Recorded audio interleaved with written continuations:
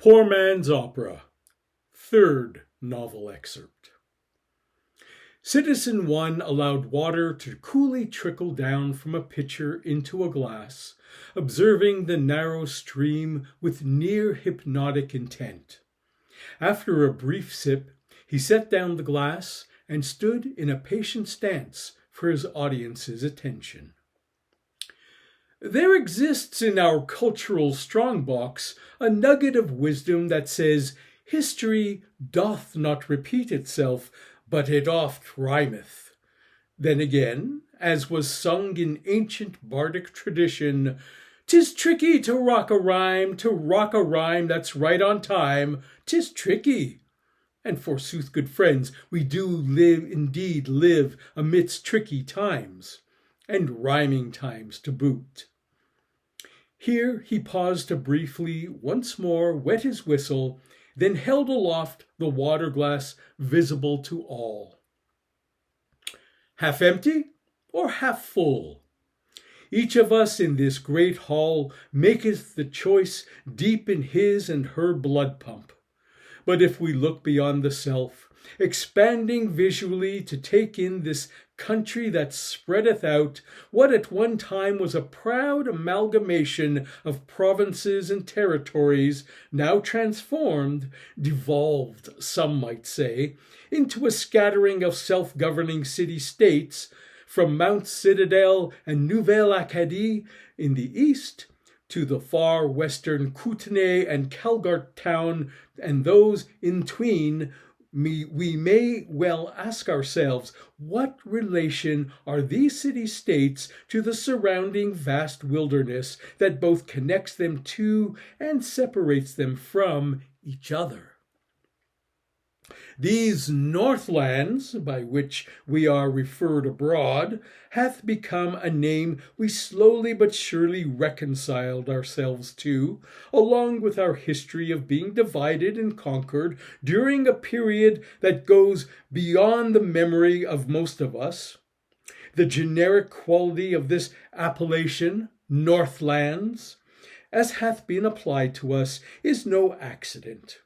In the manner by which a child may be referred to as the boy or the girl by its immediate progenitors in order to disassociate themselves of any parental bonding, or the custom of a penal system in dehumanizing its prisoner populace by reducing their identities to mere numbers rather than give their birthright names. In that self-same way, we are collectively dismissed as the Northlands. And here is yet another moniker of mockery that hath been affixed to us, that of the handful, by which is meant the existing city-states that barely number by the amount of an average soul's fingers and toes. Yet a sarcastically barbed second meaning comes into play when one thinks of handful as something or someone difficult to deal with, when by all accounts of history, as it hath been writ or remembered, we were easily vanquished, having barely the resources to defend ourselves against a benevolent occupation that was armed 10,000-fold beyond our capacity. And so, to return to my original question, as a prodigal son returns with head hung low to the family fold, I put it to thee, can we say that this country, such as it is, might be seen as half empty or half full? Citizen 1 then did elevate the rim of the drinking glass to his lips, paused so as to underline some dramatic effect, then drained the rest of the water within. His cheeks momentarily bulged, so that some sitting closest to the podium might have passingly worried that he had a mind to spew a watery jet toward the banquettes.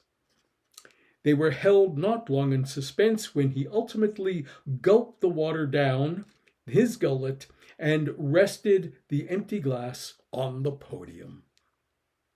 Having spotlighted the ever-present elephant in the room, the history of the dividing and conquering of this land by the Free Republic of America, although not outrightly naming the FRA by unspoken agreement, since such a calling out would constitute an error in tactfulness, and could very well be deemed by the FRA's leader, the Tsarina-in-Chief Verushka Kennedy Cruz, as an intimidation if word got back to her, as it most surely would.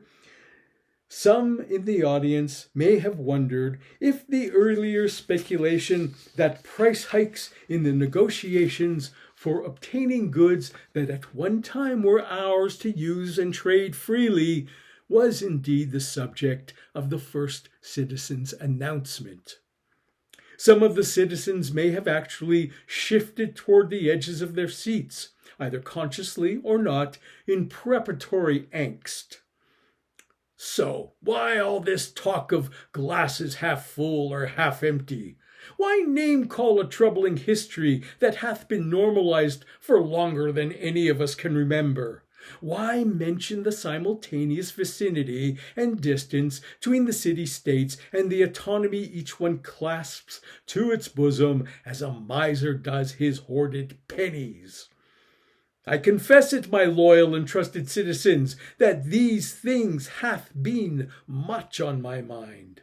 We in this hall employ the title citizen as a reminder of the spirit of democratic-socialism, or at least an experimental form of it, from New Old York's early days as a city-state. Our system hath much been reformed since those days of the governing lottery, where the title citizen represented equality of power among the people through a kind of job sharing, where positions of power were randomly rotated every 4 years, and registration for the lottery by all adults between the ages of 21 and 80 was compulsory. The fallibility of that system, entrenched as it was in the good faith of human nature and an equal playing field, engendering anon a rampant culture of conspiracy theories, sowing distrust and discord, carries lessons for us all. In pondering all this, as hath been my wont of late, I wonder to myself if, in my duty as first citizen, I am doing enow to improving our lot, or am I merely holding fast to the status quo, impoverished for a course of action? I make not this confession easily for random ears, and so I am decided that 'tis time for me to admit that my own glass is, at this time, half empty. And in the face of such self-scrutiny, I am opting to take my leave of New Old York for a short period. I shall repair to an undisclosed private retreat in our neighbouring city-state of La Souveraineté de l'Hiver. Before Citizen 1 could continue, a collective gasp sounded from those present, and a low, uneasy chittering animated the proceedings. Citizen 1 raised his hands in soothing gesture to ensure calmness. "Nay, my citizens, fear not. 'Tain't like the job is driving me full out batshit by any means," he said, offsetting the direness of his preamble by inserting some street-level levity to the proceedings. "But I believe a decisive plan of wisdom is for me to take some time to myself and muse on these affairs without the day-to-day of my office. I am choosing one amongst all present to be acting first citizen in my absence. 'Tis a choice I doth pondered on into many a wee hour, and concluded that she be most timely a pick. I pray all shall feel as I do, a sweeping confidence that our affairs will be in good hands. For the one I chose is none other than the citizen of ethics, Angelica Glass."